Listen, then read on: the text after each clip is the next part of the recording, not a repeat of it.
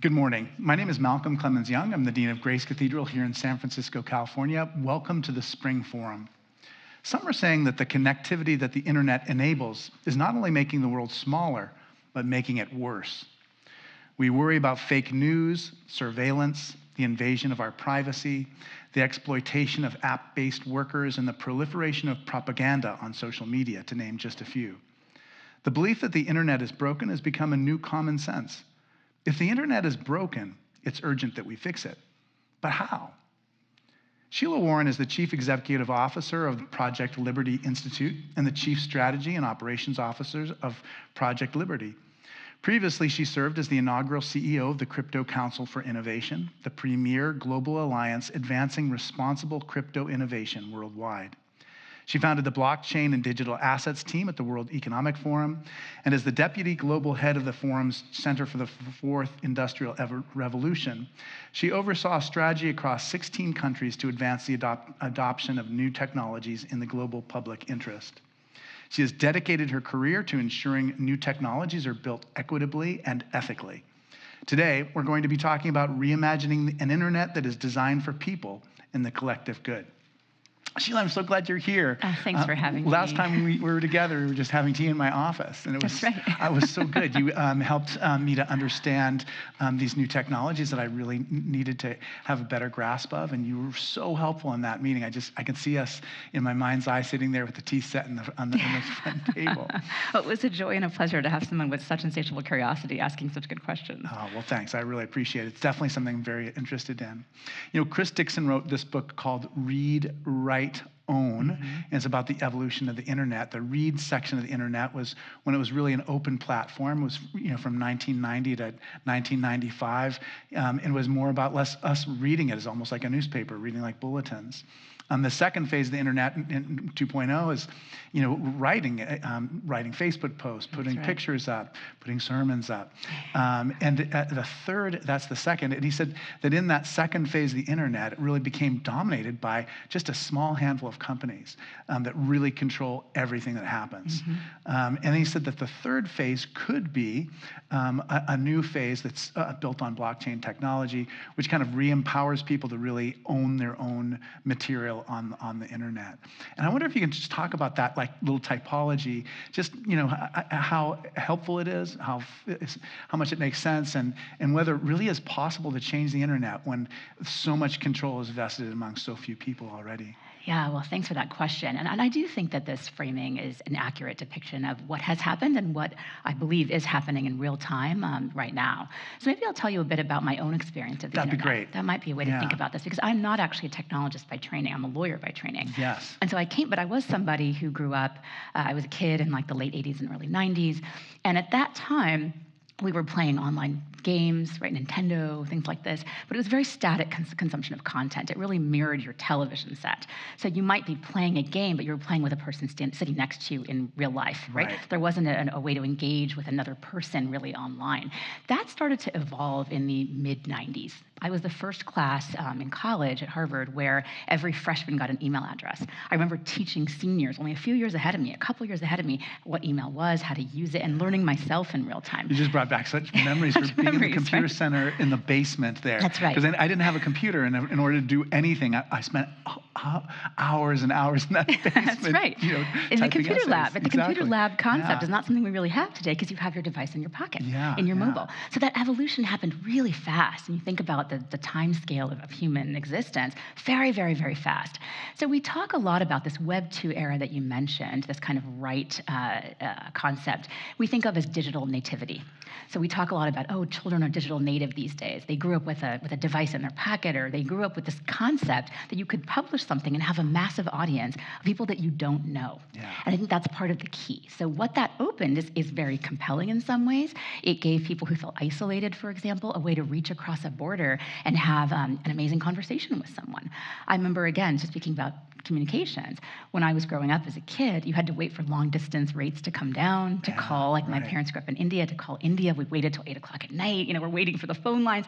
Now you could just send somebody a text and they'll get it in their time zone, but it's pretty instantaneous communication, right? So your world expanded in many ways. And for a while, that was really great. Now, I think in Chris's book, he talks about this as well. You're seeing, we've kind of that sort of bell curve, we've kind of peaked on that. And now the problem is the barrage of information you're constantly getting, and the fact that what you're being served up when you open up your browser, when you open up your social media, whatever it is, what you're getting served up may not necessarily be something you have any control over, right? Because your data is being used without your knowledge, in some cases without really your explicit consent, to create this content farm. And that is owned by a handful of monopolistic companies that are really serving to extract that data and sell it to advertisers and others. That's problematic. Yeah, it is. I mean, I was, that image of all the heads of the major tech companies at the inauguration. I mean, that was such a vivid image, I think, for so many people. It made me wonder, what you were thinking when you first saw that image. It was a. I don't know if it was intended, but it was definitely a wake-up call, I think, to a lot of people. Well, I'm pretty sure it was intended. I mean, I don't think anything's unintentional about that. I think everyone's aware of the cameras at all times, right? Certainly, if you're in that world, I think you're quite aware of what you're showing up somewhere and being present means and doesn't mean. So there were some deliberate choices being made there. And it's interesting, right? Because you could imagine even 20 years ago, wouldn't have been the tech companies up there. It would have been, I don't know, maybe the media companies, perhaps, right? Maybe the editors of newspapers, like that. It would have that kind of impact. Because again, the other thing we know, people are consuming their content online. They aren't necessarily going to, forget print versus online. They're not even looking at online media companies for content. They're getting it from TikTok, from Facebook, from Instagram, from all these different places, and it may or may not be accurate. Right? So that's a huge thing as well. So to get to that third phase again, what I think Chris calls the own era, I call crypto nativity. And it isn't necessarily meaning that you're trading cryptocurrency. That's like the most narrow way of thinking about it. It's this idea that we really should be part of that economic model. We should have more, we call it voice, choice, and stake at Project Liberty, literally have more voice, more choice, more ability to move throughout this online ecosystem in ways that we're determining ourselves, not that are being kind of shoveled up in front of our faces at all times. And our options are deal with it or just leave altogether, which has its own consequences. Yeah, definitely. I think a lot about, I had a little conversation with Rebecca Nessel earlier this morning before you arrived, and she was saying, I need people to explain the Bitcoin idea or the blockchain idea to me. And she said, I'm not sure when I'm going to get it. I'm like, I'm sure you're going to understand it soon. But maybe you can talk a little bit about like what blockchain technology is. Just maybe you can explain what it is and then why it's important for us to have just kind of an inkling of what it is, at least as an ordinary person. Yeah, for sure. So this is something I've been doing for a long time. It never gets easy, right? Well, let me tell you again a personal story about how I became interested in the blockchain, because I think this helps people orient to it, because what hits you in the news is, Bitcoin's trading at this number or Trump coin or whatever it is. And this is about a lot more than that. So let's get to fundamentals. So I was general counsel of an SF-based company called TechSoup, a nonprofit. And we were doing a lot of work in the developing world and a lot of work with activists. And we were seeing a lot of hacking attempts on our servers, okay, and a lot of concern around this. If this data were leaked, it would result in people's lives being at stake, being in jeopardy. So I was having dinner with a friend of mine, and I said, we've done the encryption we can afford, right? Encryption is like you get to pay premium pay. We can't afford that. What are we going to do? And he said, have you thought about putting the data on a blockchain? And I said, what on earth is a blockchain? And he said, have you heard of Bitcoin? And I said, well, yes, that's what people are using to buy illegal things on the internet. Yeah, right, exactly. And he said, well, yes, but the technology underlying it is actually really interesting. Yeah. So I became very, very enamored of the technology very quickly, because I realized it could actually solve my problem in the ways that we've been talking about to date. So what a blockchain is essentially a recorded ledger. Yeah, distributed ledger technologies, okay? And some of these are open source. They're completely open the way the internet is. Some of these are closed. They exist within a company. But it's a way of creating an accounting system, not financial accounting, but information accounting that is immutable, which means you cannot change it, okay? So let's think about examples where this might be relevant. You and I know each other. Yeah. So if you were to say to me, hey, I'm going to give you some information, and it came from so-and-so source, I would trust you because we know each other. But if you were someone I didn't know, I might be like, well, how do I know that it came from that source? I'm not sure. A blockchain will record the transmission of that information from place to place to place to place to place. And without getting into too technical of a detailed load, because of the way a blockchain is organized, nobody can change that record. Yeah. So you can look back and you can see this information originated with somebody on the ground in a country in strife. They recorded this bit of information. It went to this news agency. It went to online, to whatever, Facebook or whatever, and then it came to you can see all that. Yeah. So we call it the truth machine or the trust machine, because you don't have to trust the parties that are looking at the ledger, because all of you are seeing the exact same thing. Yeah. And you know that for sure. Now, this might have been less interesting in Web 1, right? Now, with all of the signal, all the noisiness that we have, all the chaos we have online, verification of truth, of origin, is really important. So it's one example of what a blockchain can do that you could, in theory, you could just keep a spreadsheet, right? But how do you know that what went into that spreadsheet wasn't altered by somebody? And even if you can see an editing function, someone didn't mess with that, right? This makes all that impossible. Yeah, and it's really those two technologies. It's the distributed part of it, that it's on all these different machines, and then also the encryption part of it, which means that I'm not worried that I was being impersonated by somebody who made all these machines. It's tamper-proof. Yeah. Right? Is really the way to think about it, which in this day and age is a pretty important characteristic of information. Yeah, definitely. Yeah, it's so interesting. I just think so much about what how it might change the internet.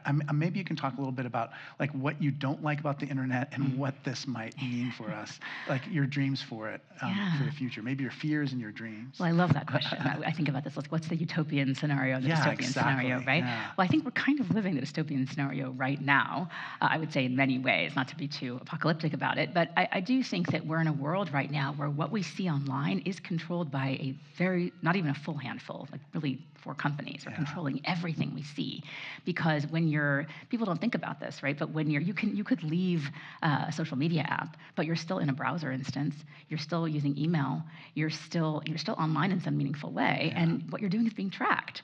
So people have this eeriness and kind of sense of creepy surveillance, because we talk about something. If I were to say, I don't know, name of a country, probably when I get back to my phone, if my phone were in vicinity, I'd probably get served up an ad about that. It's weird, right? Yeah, we're talking about garage door openers. And I'm like, I haven't talked about garage door openers in 15 years. And all of a sudden we have that conversation. There's on my phone. There it is, right? That's not a coincidence. Yeah. And so people, I think, gloss over it because it is so uncanny and eerie. But that's because there's such an amalgamation of information about us held by this handful of companies. And they can serve us up whatever they want to serve us up whenever they want, right?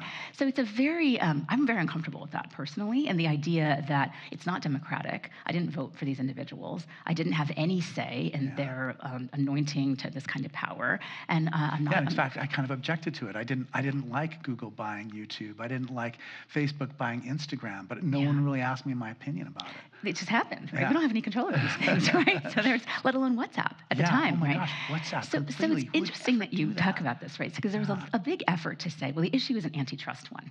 The issue is just competition. Well, yes and no, because you could safely make the argument. I think I would have made the argument as a lawyer back when Facebook bought WhatsApp that they were very different things. Facebook was online, social, whatever. This was a chat texting app, right?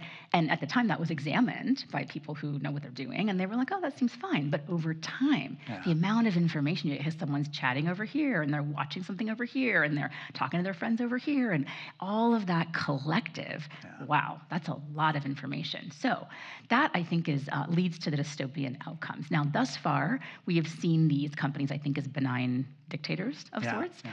That seems to be changing. Okay, we now are seeing, I think just the fact that XAI bought X, well, I don't know how we feel about that. The fact that... I didn't really understand that. Well, I think it's just making obvious what was already happening, which is those companies were owned by the same individual. There was nothing stopping all the information that was on Elon's Twitter, as I call it on Twitter, now X. Nothing was stopping that from them from sharing that with other places and training an AI, right, to then interact with you in ways that are going to be very manipulative, potentially, very emotionally manipulative. Based on you, very, very calibrated to you personally, right? Not to a generic you or a statistical you, to literally you, okay? Right. So that was already happening, but now it's just like, well, we can pull the curtain back and just acknowledge that's what we're doing anyway, right? So I think that kind of consolidation is going to become more and more common, and the reality is these companies, because of the data that they have and possess, that they rightfully own according to the law, right? They do own that information. They can train AI in a way that others can't. They either have to go buy the data, and then we haven't even gotten into the issues around training an AI, which are energy consumption, data centers, like forget all of that, just the sheer amount of data alone, right? So that's all very bleak. But my hope, and what I'm working on at Project Liberty and the Institute, is we're trying to say, what if we broke all of that and we said, I control my data. I have full decision-making authority over what happens with my information and where I put it. Now, I might choose to stay on one of these platforms with full knowledge that, okay, they're surveilling me, they're manipulating me, whatever. But you know what? I get more out of it than not, and that's a choice I can make. Now, is that a real choice psychologically? That's for psychologists and sociologists to weigh in on. They would say no, and I would agree with that. But leaving that aside, right now, there is no choice. If I were somebody who made my living on TikTok, for example, or on Instagram, if I wanted to move, now in some cases, you've hit such a level of celebrity, right, that if you moved and you said, now I'm over on this other place, people would come with you, right? And we've seen this with journalists and Substack and Medium and whatnot. It happens on occasion. In most cases, massive attrition, right? People don't follow you, or they follow you, but they can't find you, or something is off or odd, and people's attention is so short, right, that they'll just go. So if that's your livelihood, and that's where you make your income, your following. I have friends who are like in the religious sector who worked so hard to get a huge Twitter following, and now they don't want to be there. They don't really have a choice. So I know. It's difficult. And they can't just move. It's very difficult, right? So what if instead you had a model where you owned your social graph, so all of that information, with the consent of the other people, could come with you? Right? So you could say, anyone I follow, if they leave, I want to know and I want to go automatically. That could be something you decide. And you could just port all of that somewhere else that might have better rules, it might be more fair, it might be owned by someone whose politics you support, whatever reason. It's impossible right now, but that should be possible. But you can't do that unless the base layer, speaking in technology terms, the very base layer of the internet is fixed. Okay, to your point about being broken, to your opener. Unless that is changed, we are not a user-centric internet, we are a platform-centric internet. All of the benefit goes to platforms. Not because the tech was necessarily built that way with that design in mind, but at this point, the capitalist structure we live in makes those models the stickiest. And to compete in that environment is basically impossible, as people have seen time and time again who've tried to, right? So making that different, and the thing I think is we've tried in the Web3 space, as we call it, people have tried to build these new apps. Okay, they've tried to see will people come. That's, again, very difficult. Starting organically is tough. What we're saying is actually, it's almost like the dining table with the tablecloth. If you pull the tablecloth out, everything could stay, right? And you could actually change out that base layer of architecture, and you could make things more user-centric. And we've done this with a couple of, I call them fandoms, a couple million users. We've shown that if you change the base layer of the stack, you make the technology user-centric. Every user is a single unit that holds their own data. There's no collective data pool. They're all held by those individuals. Things are sticky. Things work. I've even wondered if, like, the Episcopal Church could just start its own social media platform that was like this, and because a lot of the communications I have are between. It's not like social media for me is only to communicate with other people in the church, but it would be like a large community of people where you might start this. And the advantage of that too is that I'm not connected to a lot of those people I want to be connected to, because some people like Blue Sky and some people like Twitter and some people like Facebook, and so that is a sign that I see of hope. Let's talk a little bit about so this blockchain technology, it has implications in all different sectors. We've been just talking about like what effect it has on the internet. Could you talk a little bit about what effect it has in journalism and in terms of what kind of how do we know about our world? So right now, content's a big question. I think I mentioned this a little bit in terms of how do you verify that something is legitimate? And certainly with the advent of AI, where, these things are, I think most of us can kind of tell, it's an AI photo versus, especially the babies are really creepy. Like, that's not really a real photo, that's AI generated. But they're getting better and better and better. And very soon you will not be able to tell the difference. And if it's something that you don't have context for already, you look at certain kinds of animals or whatnot that you haven't seen before, like, you wouldn't know. You wouldn't know the difference, right? And we saw this with the photoshopping is kind of a funny thing. Like, people laugh about the odd Photoshop hands or arms. That's all going to get fixed pretty quickly. And you won't have that uncanny valley sense of something is off. So we're entering that world, and we're not talking years away. We're talking probably months away from this being something that's really prevalent and persistent. So what do? Well, part of this is that tracking I mentioned, that traceability on a blockchain, that this was started here, it was stamped by this person. Stamped is not a technical term, but let's just imagine it, right? Then it moved here, and you saw it was here. So you can verify that came from the original source. And that can all be public. So there will be some training that happens for people who care, okay, to say, look, we can do analytics on a blockchain. We can show when a thing moved from place to place to place, and we can trace it all the way back to its origin. And I expect you're already seeing this in the financial sector. You're seeing companies that can trace, they call it wallet tracing, they can trace like where this flow of funds went. They do that to either stop terrorist activity, frankly, or to prove there was not terrorist activity, or both ways. With data and information, it will happen the same way. So you'll have a number of accountants, right, essentially, who are going in and doing this analytics. Because most of us don't have this time, and we just want a third party to tell us. But there'll be these trusted third parties that are generated. Yeah, so I mean, in some ways, what I need is like an editor. I think that's right, exactly. Someone that you can trust and who has done this enough times and is being cross-checked by others doing this, right? So you create essentially a pool of trusted advisors, let's call it that, that can tell you, and they can prove it. If you ever wanted to question it, they could prove it and show you exactly what they're seeing. So I think it'll become more and more important to understand these images and where they come from, or the content. Forget images, it could also be content. Did so-and-so journalist really write that? Right? And they're saying, no, I didn't, no, I didn't. Okay, fine, but can they prove they did or didn't? Or they're saying, I did write that and it was plagiarized, or all those kinds of things. One thing we talk a lot is copyright. Like, how is copyright going to be protected in this environment? It's very difficult. The Ghibli, Studio Ghibli, like those images right now, I mean, I'm not a copyright lawyer, and I haven't looked into it that deeply, but that doesn't seem right to most people. They're like, can you just do that? You can take Miyazaki feel and images and just make over every picture like that? That just feels intuitively wrong, right? So did they get permission to do that? You know, how to get that? It just happened. I don't think there was permission granted, to my knowledge. So things like that are going to become more and more common. And I think right now, Studio Ghibli is a trusted source to say, well, we didn't do that, but what if they did? Right? Then how would they prove that those ones are theirs, the other ones are not theirs, right? All of that gets complicated very, very fast, and blockchains can help. Yeah. Well, I also think, I mean, so there's the financial world, which I haven't talked about intentionally because I just didn't want us to get too wrapped up in Bitcoin conversations. But maybe you can talk a little bit about like what this means for trade, for finance. I know you're somebody who cares deeply about just making low-cost transactions. So being able to transfer funds overseas has been something that's been an important part of your career. But can you talk a little bit about just where we're going on that, and how fast are we going to see changes in terms of how we actually use money, and how banks change and other financial institutions? Yeah, well, interesting things that we're seeing banks adopt blockchain and adopt cryptocurrencies as opposed to fighting it. And they were doing this all along because what a blockchain enables is a ton of efficiency. Right? So the origin story of blockchains is Bitcoin. Bitcoin was the first big kind of killer app, if you will, to use technical parlance, that exists on a blockchain. And Bitcoin is it's money. It can function as money, depending on how you define which definition of money you're using.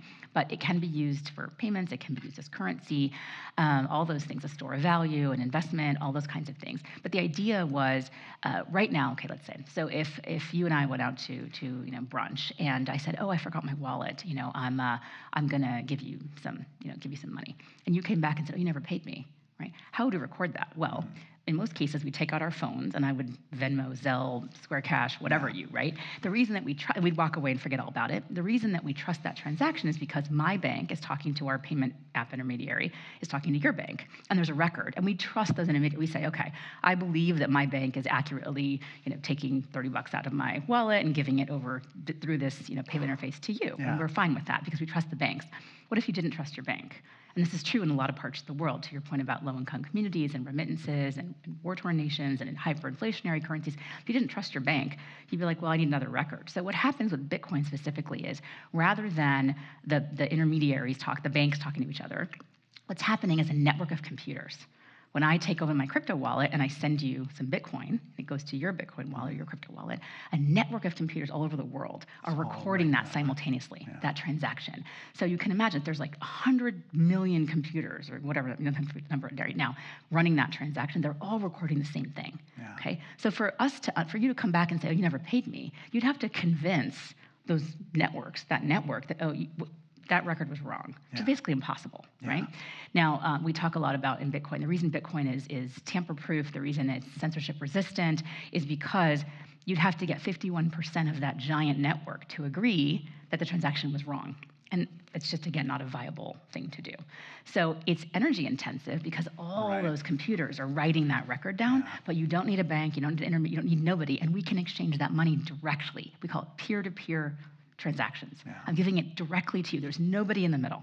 It's just a record that's happening, like an audience. If everyone out here wrote down, Sheila gives Malcolm $30, right? Yeah. You know more of these people than I do, so you could convince them. Call them. You could tell them what you could say. Hey guys, $40. Exactly. She never paid me, right? Yeah, that's right. But right, if they're all computers and they're anonymous to each other and to us, that you can imagine that wouldn't work. Yeah, definitely. Yeah, so I just wonder just like how this is going to affect exchange rates, how it affects trade, those kinds of things. It's a great question. So the reason that this is interesting is, what do banks do when you move money across the border? They take a fee. Yeah. Right? And for every bank you have to go through, they take a fee. Yeah. So I became very interested in this problem after the earthquake in Haiti. Okay, because getting money into Haiti it was so expensive to do that. You couldn't even do it to begin with, but you had to hop through, I think at the time it was like 6 banks, each of which took a fee. And it wound up being that if I wanted to send $10 over there, they got like 5, 6, something like that. It was a crazy haircut, okay? With crypto, there's no haircut. It's just instantly sent, it's instantly available, and there's none of this hopping that happens, none. Okay, so in an economy like the United States, for most people in the United States, the banking system works well enough. It's not great, okay, people don't love it, but it's efficient enough and it's secure enough. Increasingly in parts of the world, that's not true. And so this kind of exchange, especially cross borders, is very interesting. So to your point about trade, transfers, if you can do that and cut out all those fees, well, suddenly you have the ability to kind of micro-target things, right? To say, I not only want to give that organization money or that country, I want to give that individual money to do a thing with it. Right, so it's almost like in church talk, we'd call it a restricted gift. And I want my money to go to the music department. That's right. You can pinpoint target, right? Yeah, exactly right. Yeah. So things like that in the philanthropy space or in the relief space are really important. That's what I was thinking. But, USAID. I was thinking about international development. You're exactly right. There doesn't have to be an intermediary, a middle person. Correct. Right. And then all of the sort of grift and other things that sometimes happen in those spaces are not possible because it's all visible on this on this ledger. So everyone can see. And so if part of that is diverted, you can see it all. Right. Now, I think the other thing to note though is that some governments are using this. Some governments are using Bitcoin, Latin America in particular, parts of the African continent, but it has not caught on its scale, okay? It'll be curious to see as USAID breaks down completely, are there private philanthropists, for example, or are there other actors who will do this pinpoint targeting and who will step in and supplement that massive loss of capital remains to be seen, but the option exists now because of crypto. Yeah, exactly. So you do have you can have a connection with people in a way that just didn't exist before. And I guess that's part of the difference between Internet 1.0, 2.0, and 3.0 is, maybe 1.0 is being able to read something about somebody in Zimbabwe, and 2.0 may be able to communicate directly with that person. 3.0 may be able to share resources. Share information, right? Yeah. And to get back to your question about content, it was never really worth it, or it was very complicated. I'm not sure it was worth it. It was very complicated to send someone a penny for every time you read an article. Are you really doing that? Like and then if someone was capturing that, how many pennies do you need for them to take their cut for it to be worth it? Yeah. Micropayments are something we are yet to start exploring. But this idea that if you're a journalist and you're making a living, but there's no, God forbid, no media company that can actually pay you for that service, right? You're paid by individuals. Well, right now, someone might pay, $20 for the Substack of a famous person, right? Because they want to be part of that and contribute to that person. But for someone starting out, it's very difficult. So micropayments, royalties, things like this, you can do at a fraction of a cent. You could track all of that using a blockchain and aggregate it into a wallet, and there's no intermediary taking a cut. Yeah. So you can imagine new economic models. If I controlled my data, and I said, I want this information to be used by a healthcare company to research let's say my genomic data, right? 23andMe is a great example of happening right now. Yeah. My information, I want that used for healthcare research purposes, but not for cosmetics purposes or whatever. I could make a decision like that, and I could do this for free. And this, I'd say, I'll get it to you if I get a cut back, right? And that's very trackable and manageable using crypto and a blockchain in ways that it wasn't before. Yeah, I mean, I've been thinking about just in these different sectors. I think about nature and the environment too. So, like, what kind of effect is I mean, we've all definitely heard the energy demands of blockchain technology, but what other ways is it affecting our experience of nature and the environment? Have you thought very much about that? I have quite a bit, actually. I have, and I'll say one thing, which is the use of AI has blown Bitcoin out of the water. I know. Okay, so now, it's not laughable because it's its own challenge for sure. But I was at this conference called NCSL, the National Conference of State Legislators, last year in Kentucky in Louisville, and one of the number one topics was these data centers, and they're all about AI data centers. It wasn't Bitcoin anymore, Bitcoin mining. It was AI centers, and should they be underground, or what if they're noisy, or the heat they generate, or are they destroying our natural environment, or all of that? And these are very real questions because we might blithely use AI, but we're not always giving thought to what's the energy consumption behind that model. When we ask, Gemini or Perplexity or whoever it is, something, what's the energy cost? That's really a pretty divorced question. And because I think Bitcoin, there's a moral judgment about that. Like, do we need that new money, and who's it benefiting and all that? With AI, we don't really think about it because it's like a tool for humanity, right? Well, at what cost? So I think about this actually quite a bit. I think when it comes to blockchain, there's been some interesting work on every time there's a surge in interest in blockchain, carbon credits come up. Could you track carbon credits in a way where you couldn't cheat or lie, right, about your decarbonization efforts? You could do the blockchain for that, and you could kind of see, like, okay, here's the proof that you actually are engaging in those efforts, right? Yeah, you promised to plant a tree in the Amazon, and here's your proof that the tree was planted. You did it, proof of tree, right?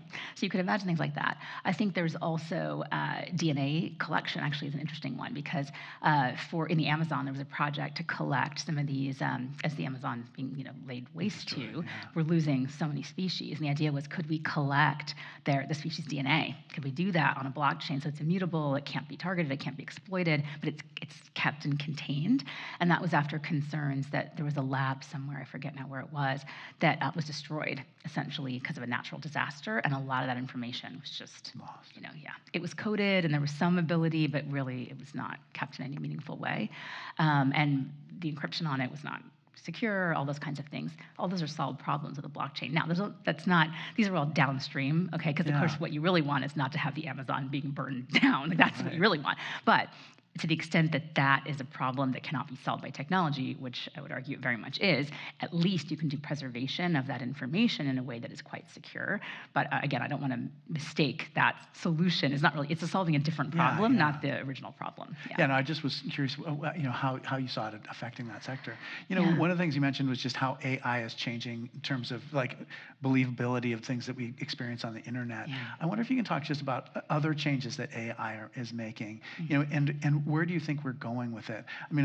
So at Christmas I preached a sermon saying like AI sermons are terrible. Like they just don't work yet. Maybe they'll one day will be wonderful, but they don't. So for me, what it's useful for is to say, hey, in Karl Barth's Church Dogmatics, what page is his discussion of Romans chapter 3 verses 8? That is helpful. But as a research, and then if it's wrong, I look at it. Oh, this is totally made up. There's no. So you that's check it. Yeah, exactly. Because you look on page. You look at it. That's right. But it's a change in perception, and I wonder if you can talk a little bit about how AI is changing things for us. Oh my goodness. Well, this is where I think you have to have a generational conversation. Okay. So if you were to talk to someone in our rough, age bracket, we have that sense of the uncanniness of things because we were trained and we were raised in a different environment with print, with whatever it was. So we have a sensibility we've formed. We have an instinct. Malcolm Gladwell's 20,000 hours, right? We've done that over and over again in terms of our content consumption. Has my 11-year-old done that? Is my 6-year-old going to do that? Like they're online. They're getting a lot of information there. Are they going to have the same ability to understand, that's AI generated this? So we say, it's not true, but it's not true. Is someone else going to know that? And as we go generation to generation, this is where I think you have to have that conversation. So we talk a lot about education and training children to use AI as an offensive tool, if you will, right? To do research and things like this. But what you have to have in parallel is that gut instinct around, does this feel right? Is this correct? Is this not? And so critical thinking is becoming even more essential and important of a skill, but also the ability to creatively generate content and to do creative writing and all of these things. So my husband often says, he's a longtime techie, he says storytelling will be the most important skill because AI will never be able to tell a story with the same human feel of a person, right? But other things, technical papers, legal, whatever it is, if you aren't trained in it, programming, you won't even know that it's not accurate. So I might look at, I'm a sufficient enough coder, I can look at things and audit basic code. I'm not going to have a clue. And you give sermons, so you're going to know if something feels right or not. I'm a lawyer. I'll know if it feels right or not. But if I were to come in, I wouldn't know. I would have no idea. Yeah. Even now, I'm not trained in that profession. So having that sensibility is going to be critically important, and having, again, these arbiters who are engaging to say, I don't know about that. But I think you can't have that conversation and really understand the concerns around it unless you think about it as a generational change and a generational question of inquiry. Yeah. And it's, like I said, it's just, how I look at it when my son introduced me to it, like 3 years ago, it's just completely different. Very different.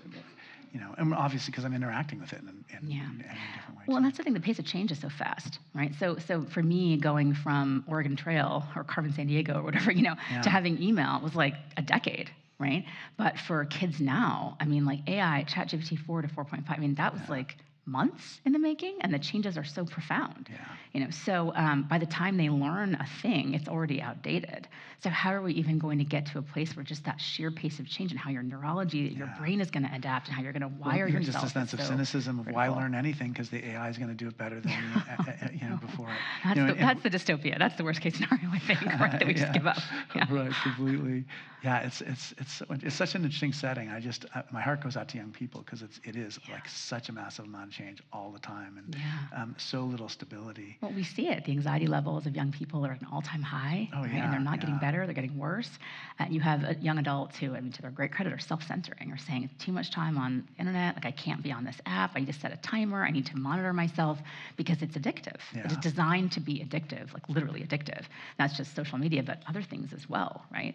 So, and then again, like, it's being so fine-tuned to each individual, not a statistic of what a young person at the age of whatever, 25, would want, but like that particular individual. It's very, very disturbing. Yeah, it is. Last week we had Tom Steyer, was on the forum, and he was talking about just young people saying they didn't want to have children because things are going to be so bad in the future, and it was just it was a sad conversation. It was just like a sense of despair about the future, and he wanted to be an optimist about what things could be in the future. And I my heart goes out to that effort, but the changes are so profound. I just think of the last 2 months, the changes that we've seen just in government. And I wonder if you can talk a little bit about that too, because there is a little bit of the fantasy of blockchain to like that it'd be free of government. Do you know what I mean? Yes. Well, tell me about it. So let me tell you about my story. So, I came in as somebody who really genuinely believes that there's a role for government regulation, for sure. I do think that I think there was a lack of awareness, and this is true of governments in many parts of the world, but particularly the United States, about how important these technologies are going to be, and kind of almost a denial, I would say, about how fast things are changing and the pace of change. And as someone who spent a lot of time in Washington, I understand why that is. Everybody has their own bubble. We're in the Silicon Valley kind of tech bubble over here. There's a political Washington bubble, all this kind of thing. And in some cases, I think when folks tried to regulate technologies, they got it a little off in ways that were actually problematic for their countries. So it's difficult to know, and we know that tech is always going to outpace regulation. Growth is always going to outpace regulation. Business is going to outpace regulation. That's kind of the nature of the beast. It's been that way for a very long time. But in tech, that pace of change is even more crazy. So we're in an environment now where in the United States, we don't have a lot of regulations, these technologies. I find that really, really problematic. I think it is a deep issue, a deep concern, and a big miss on the part of the government, the federal level. I think here in California, we're doing a little better, where at least we have awareness. We have more awareness because this is an economy that affects our economy. It's a state economy, right? I think there are some states who are doing very groundbreaking work that are not necessarily tech capitals. Wyoming, I would cite, is one. New Hampshire has been paying a lot of attention to technologies. So it is possible to do this, right? But without, and I don't think of regulation as a depressant on growth. I actually think that regulation is it's helping shape the environment in ways that are quite profound. And it doesn't have to pull back and hold reins back. It's basically saying there are ways of doing this that are not about creating the next generation of those handful of companies that are able to be in a position where they are exploiting people, which is really what's happening, right? I mean, we talk about digital serfdom a lot, the idea that we are in service of feudalism in our digital spaces, and we all feel that, and when I say that, it never surprises anybody. We feel it instinctively. It's true. Do we want that to carry forward and continue? I would say no. And so it's not just an antitrust question for me, and I came down to a place after 3 years of trying to get there with government, trying to get there with regulation, trying to say, there are ways of of being thoughtful about the people who are doing this with good faith and those who are out to scam people. And there's a lot of that in crypto. There's a lot of scamming happening in crypto. I want to be very, very upfront about that. How do you differentiate? There really isn't a way, okay? It's difficult. And again, I have a gut instinct because I've been doing this 20,000 hours, but most people can't tell the difference. So without that, how do you do it? And for me, what I finally realized was you got to shape the path. So rather than trying to come in at the top level and say, we're not going to let these companies combine, or we're not going to let this company do this thing, or whatever, you come in and you basically say the entire architecture of the internet needs to change. Okay, so I think about this. Because that's where you can change. That's where you can change Google's not going to change it. That's right. That's where you can change it. You could come in at that level and say, now it's really hard to build exploitative models, right? It's or more difficult anyway, right? That to me seems like the best. But in a way, that's just exactly the problem. I mean, there's like our distrust with government, like the massive cuts of government employees. Like, has that been disheartening for you in thinking that it may not be possible for government to be able to solve these problems? You know, I try to to avoid falling into despair about certain things. You know, so I've done a lot of work in my career in global development. I've done work in education. I've done work with labor. You know, so I try to kind of take from those movements and community building in those movements, and the fact that they still get up every single day and they do the work. You know, and in these cases, the funding directly affects: can they open a lab? Can they feed people? Can they build a well? Can they vaccinate children? Like all of these critical, I would argue, mission critical things to being humans on the planet Earth. You know, they're getting up every day, and I take a lot of inspiration from folks like that. But I also think things were heading for a break. Things were heading towards a break anyway. You could call it a breakdown, but you just call it a break, right? And you're right, trust is eroding all over the place in institutions. It's not just government. It was also including, by the way, these big tech companies. I don't think people trust them. They just go there because it's a tool that kind of gives them some comfort, right? And for other, they make their money there, whatever it is. So this is accelerating that. And how do I feel about that? Well, you know, we're going to have to see what comes out of that. But I think it was inevitable. That's kind of my current thinking. And we've seen it, some of us, I think you included, have seen this happening for some time as faith in institutions starts to erode. And so it gives us a chance to build out of that. And the question is, what comes next? Because the pace of the crumbling is also massively happening at massive scale in ways I saw a lot of this coming because I was in a Washington-oriented job the last 3 years, but didn't see this pace of change coming. And so it's an opportunity, right? It's an opportunity. And I think the problem is the damage, the collateral damage that's going to happen in that breaking is going to fall disproportionately on people who are poor, people who are don't have power, don't have privilege, right? As it always does. And that is heartbreaking to bear witness to. And I don't want to in any way diminish that, but I also think we have to be thinking to what comes next, right?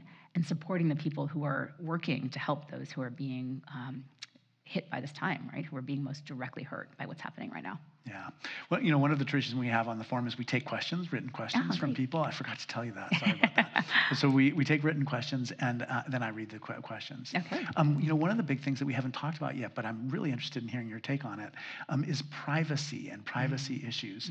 And maybe you can talk about privacy like over the last 30 years, and then, you know, what are these technological changes in the future are leading us to in terms of privacy? Oh, I'm so glad you asked. So I am a big privacy advocate. I think privacy is critically important, and I tend to look at the sort of narrower use case. And I think a lot of people will say, "Oh, well, why do I need my information private? I have nothing to hide, right?" Well, you're not maybe the use case, right? I think a lot about activists. I think a lot about people in open revolution and rebellion. I think about people who are exercising their First Amendment right to speech. I think about a lot of these kinds of contexts in which people have every right to not have their private lives spewed all over the internet or the press or wherever else it is, you know? And I think a lot of people come to this work. By the same token, we shouldn't have to live in a way that we feel like we're going to be exposed, and that's right. So it changes how we behave. Yeah, I think that's right. Right. If you're constantly aware of being surveilled, they did a study in London. London's the most, at least at the time of the study, was the most surveilled city in the world. Right, okay, cameras. And they did this study about people who knew that and people who didn't know that, and kind of the differences and how they even walked down the street, like just the awareness. And some would say, "Oh, well, they should be, you know, acting kindly and or whatever it is, whatever the differences were, right? And being more polite to people or whatever. But like, is that why you want that happening? So the people who are aware of the CCTV cameras were more polite? Well, sometimes they're more stressed out, and so it led to more like paranoia, So it can go one way or the other depending on who you are. Yeah. But there was noticeable change in behavior if you knew you were being surveilled versus if you didn't know. Okay, which is very just the way you sit, the way you all of that, right? So all those things I think are very observable phenomenon. And to me, privacy has become so much more than, I'm doing a search I don't want anyone to know about because I'm embarrassed about it. It's become like I'm literally walking down the street and I'm having a conversation that I think is private, but like it's being picked up by cameras all over me and they can hear what I'm saying, right? And so in the law, we talk a lot about privacy, and the idea is if you're outside of your home, there's a big distinction between inside your home and outside your home. Outside your home, no expectation of privacy. At any moment, someone could fly a drone over, and you just have to kind of accept that lack of privacy. If it were that private, take it inside your car, inside your house. Don't do the thing in public. It's kind of like the general default setting for the law. That's not even true anymore inside your own home, right? Yeah. There was this crazy story I saw of this woman who is, and she was recording something like a TikTok or something like that, and this drone comes up behind her in the window, and she caught it on camera, and she's like, "What? What's going on?" It's like, that's crazy. Yeah. So things like that are that's a very egregious example, but like there are all of these ways in which our devices, like forget the drone in the window. Yeah, that little Amazon voice. You have that Dot, you have that Google, it's all in your house recording everything you're saying. And people don't think about it because they're like, oh, but it will tell me how many eggs I need to put into this recipe. And you're like, well, the trade-off there is kind of, So all these things, I think, is there privacy in your home when you are willingly putting a device owned by a tech company in your home and talking in front of it with full candor? Yeah. Wow. Yeah, well, I also people talk to me about a lot of things that I don't think they want to share with other people. And I expect that's true. That is just really important that is. It's funny because I was thinking of privacy even further back. In the 19th century, we treated people's written journals in a very special way in terms of its admissibility in court, the ability of authorities to be able to take those from you. And there was a private place where someone could tell you about a horrible thing that they'd done, and you could hold that. And I worry about that for the future. How do you have an interior life when everything is exterior, right? And so many things are, and there's financial and other benefit from being performative. So how do you even think about your interior life versus your performative, the way you perform in the world, when there is such a trade-off to that that's very visceral and very clear? It's a difficult question, but then where you are very clear on what should be private, how do you preserve that? I think it's a very important question. It's why I think privacy is at the center of all of this. But if you don't control your own data online, the idea you have any privacy is pretty silly. It follows. It's hard to follow. It's hard to go the other way. If you start with the premise that everything is yours, then you can make a meaningful decision about what is private and what is not. Right? We don't really have that default setting online right now in ways that people don't really understand. Because yes, it's not that I'm sharing it with the world, meaning anybody who goes to TikTok can see whatever apart from what you post, but TikTok can see it. Meta can see it. Well, I'm thinking Google about like Google right? Drive. Google Drive. So all your files. Online journals or keep that journal on a Google Doc. Really, is that? That might feel. I don't know. You might want to be pen and paper is always a good way. So for sure. Yeah, there's the old technologies. There's things that the benefits. Papyrus, Malcolm. The answer is papyrus. That's the answer. Here's a great question. Are religious faith and technology totally separate spheres? Is there any room for convergence? So I did have questions about that. That's a good one. Thank you. Excellent question. Do you want to go one at a time? Yeah, no, I would love to hear your take on it. I would love to hear your take on this too. Yeah. It's a great question. I think that this is the old story that everybody is here is so sick of me telling. But when Gutenberg started publishing Bibles, it was an incredibly a huge change, a huge technological change. So Europe didn't have typeset printing before that, and the Bibles were great. But that was also correlated with like international witch hunts. So literally you could here's a picture of a witch and here are the 7 things to worry about in a witch. It was like, and so you could have witch hunting in New England, you could have it in Czechoslovakia, you could have it everywhere that was affected by the European universe. And so that to me is just like like the beauty, like you can communicate a religious text that was not accessible to people. You could print it in the language that they understood. That is an extraordinary thing, but it has this other darker side too. Yeah, well, I've been reading a lot about World War II resistance and also about labor movements, particularly in California during post-Depression, when people from Oklahoma or other places were moving here, right, and they were trying to organize, and it's early days of this, and the most important thing was having a printing press. Being able to basically create at-scale copies of leaflets or information, or we're meeting at this time, or whatever it was, and having scale of that, having hundreds of them, not the one in the drugstore that could be pulled down, was critically important, right? So as a tool of resistance, we don't think about print as a technology, but it's super critical and important. But to the question about faith, I mean, I think that they are inextricably linked. Our belief in humanity, I think, is either going to be undermined by technology or it's going to be reinforced by technology. And to me, I feel like our fundamental humanity is something that technology is not actually compromising at its core. It's compromising it on all the edges, for sure. And I think it's compromising on its face, if that makes sense. But at the heart of things, and deep inside people's soul or in their heart, or however you want to frame this, depending on your traditions, I think there is something that is intact there that is not going to be corrupted by all of this. And that's why I come out as an optimist. I say this breaking that's happening, this unraveling that's happening, that whatever term you want to use, it's happening at a pace.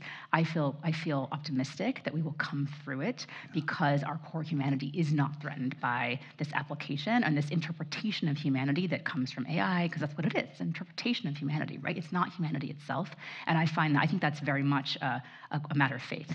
And so to me, whether that's religious faith or whether it's faith in humanity or faith in the universe or faith in science or math or whatever you want to have faith in, to me, if you have that perspective, I think you're going to feel more optimistic about the time we're in than if you do not have that kind of faith. So I would say they are inextricably interlinked, and the way you feel about technology and advances is going to be related, I think, at some core level to how much faith you have in humanity. Yeah, I think it's very important to have areas of life that are not influenced by technology. In other words, it's important to just spend time out in the natural world. Walking in nature. It's time in prayer, time in worship.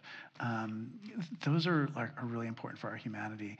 And I think too, when you describe like being like all of us serfs to the the greater computer overlords. I mean, if you think that every time you're on that device, every time you're typing on, every time you're writing, it's almost like we're all making a contribution to this one great thing, this like the internet thing. But there's so much more to life beyond that. There's so much more than that. That's so much more than that. Can I tell you about what's giving me a lot of joy right Yeah, now? Speaking of intersections, definitely. so this is very funny. So there's this device called a Bird Buddy, okay? And what it is it's a bird feeder with a camera in the back that's solar powered. And so every time a bird comes to the feeder, you get these gorgeous pictures of them looking at the camera. This amazing shot of these birds. And so we have this up in our house. And all these birds come every single day. And at the end of the day, you get a roundup of the snapshot of these little birds. Yeah. And so I'm like, oh, what a beautiful use of technology. And AI identifies what species it is, what the bird is. It's the same bird. You can name the bird. It just gives you this connection to the natural world that I'm like, wow, what an amazing use of technology, right? And it's using solar panels, it's using a camera, it's using Wi-Fi, it's using all of these things, it's using AI, but it's joyful, right? And it can be that way. Yeah, Henry David Thoreau used to, when he used to walk in the woods of Concord, he'd carry this huge book. That's right. So he could identify the plants that he saw. Right, the plants. So there are, and I love people who are like taking on projects that humanize us, you know, and I do see so much of that. Okay, here's another question. Can you comment on Musk, I think's project to implant computer chips on human brains? Are we all going to be robots? And it is. It's his company that does those implants. Yeah. Oh my goodness. So Neuralink, all of these things, right? This is about like, what's the ultimate data source? It's your thoughts. Yeah. Okay. So right now, part of how we preserve our humanity is we think things in our mind that do not manifest. So if you talk about garage door openers, you get this thing. But if you think about garage door openers, at least so far, you don't get the ad. Okay. You don't get the ad. So if there's a chip in your brain recording what you're thinking, maybe you get the ad. So I am not generally a fan of cybernetic type engagements. However, I think it starts where it often starts, which is medical. Okay, so you say, okay, but if you're somebody who has speech concerns, or you have you're paralyzed on the side of your body, you have you have like very micro hormone regulation you have to do. This can be extremely, extremely useful and important, right? And so there, it's like where you draw the line.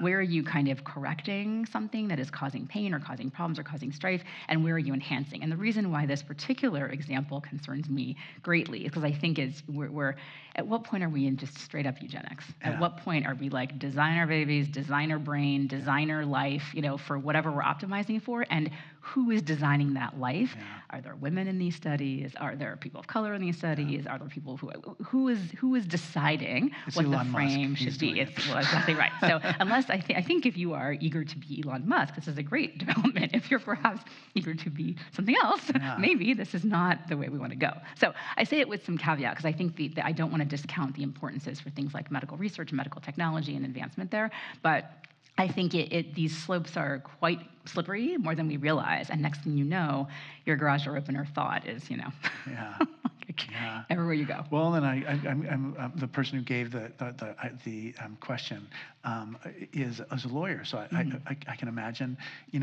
having an implant and passing the bar in all 50 states. It was really easy there it is. For you. So easy. Yeah, right, so just easy. got the information right there. Yeah. It's a far cry from your note card you took in, right, to your test for sure. But I guess that's part of it with all these technologies that just we can't even conceive of.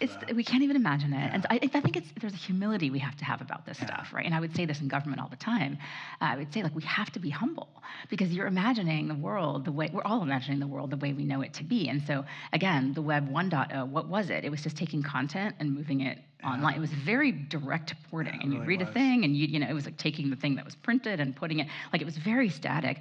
Who on earth would have thought? And that was like the 90s. Yeah. It wasn't like 1890. It was 1990, right? Yeah. As my children would say, in the 1900s, right? So it wasn't that long ago, though. And so the reality there is how we can't even imagine the pace. We can't even imagine the pace. So if we were to put a chip in our brain, next thing we know, that would be scanning for who knows what. Yeah, right. It would be, I literally can't even imagine. They would just scan their faces and tell me what their names were and what their income was. Maybe we'd be a world of silence. You wouldn't know what anyone's voice sounded like because we'd all just communicate in our brains. I have no idea what would emerge from this, right? How would you enjoy music? How would you, all of these things, I think sometimes silence might be nice. I like what you said about humility. I just was thinking about I just don't see our leaders as being people of humility. and maybe I'm completely wrong about it, That was a spin take, so it was a very bad time to take. Sorry. That's totally fine. But I think that's one of the things I'm going to take away for our day today is just that humility is a really important part of your humanity. Yes. And being able to make mistakes and own up to those mistakes and apologize for those mistakes. Yes. And not feeling like we always have to just project the sensibility that we know everything or have all the answers. To me, you can't be authentic if you aren't starting from a place of being humble. Yeah. Because authenticity means that you don't know a lot of things, right? You don't know them. And not because you aren't capable of knowing them, which some people take it as I just haven't studied that yet. Well, okay, but you haven't, and so you don't know it, And I do think one of the things I worry about with AI is the armchair experts. One of the big jokes that goes around as memes is especially on X, on Elon's Twitter, is this, we're going to see everyone on crypto Twitter going from being a trade expert, to being a global development expert, overnight, because people have this sense that if they can Google something or they can search something up or they can get ChatGPT to write it for them, they somehow know it. And I think that that to me fundamentally is about a lack of humility. Yeah. It's this idea, it's this fear of not knowing and somehow feeling that is marking you as less than someone else in some weird hierarchy that no one's actually paying attention to in the first place. But it's also, it's scary because if you really believe that you are the center of knowledge and the center of expertise on every single topic or are capable of being so, which is not true of anybody, then what does that mean for anybody else? Right? So I think to me, we talk more about authenticity than humility, but to me, they go, one's a predicate for the other. You can't be authentic if you're not humble because being authentic means acknowledging your limitations, which all of us have, and being very comfortable with those limitations and knowing when to ask for help or for support. Well, it sure gives me a different idea of what knowing everything could be. Do you know what I mean? And back to that religion question. Yeah, definitely. In this time of revisionist history and removal of content, how could blockchain technology be used to reconstruct this lost information? Oh, what an amazing question. I know, it's a great question. I have the privilege of being an advisor and on the board of an organization called the Filecoin Foundation. And what Filecoin does is it uses something, great name, wait for it, IPFS, Interplanetary File System, okay? And what that is essentially a way way of securing information and storing data on a ledger. So back in college, and this, I say I wasn't a techie, but I was kind of a techie because I actually did SETI at home. Might remember this. So SETI at home was out of MIT, I believe. Search for Extraterrestrial Intelligence. And what it allowed you to do was when your big, gigantic, desktop computer, when I was just like typing on it, or when I wasn't using it, you could use that compute, right, to look for to be like, is there alien life, and to kind of run these algorithms on the back end. So similarly to that, most of our devices, our phones, our laptops, or whatever it is, even our home devices, they have a lot of compute, a lot of stuff. They're not using any of that, a lot of data storage. So how do you share that and create distribution of this information? So the Internet Archive, which if you're not familiar with, you should be. They're in town. They have lunches regularly. They're amazing. Incredible people come there. They have been for a generation, I would say. They have actually been collecting information online on the internet and saying we have to store all of this. Librarians are doing this. So the second that it was clear, where things were going politically, these folks were out there just archiving everything, and in many cases recording it on either a Filecoin or one of their or a similar kind of structure, so that it's tamper-proof. Nobody can come in and demand you destroy the laptop. You're like smashing that.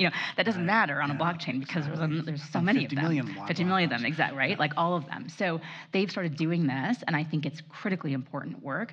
And there's actually training of librarians on how to record things on a blockchain that are sensitive or that are potentially threatening, to whatever regime might be in place in any place in time. This was happening. They did this to record before USC, before the big fires.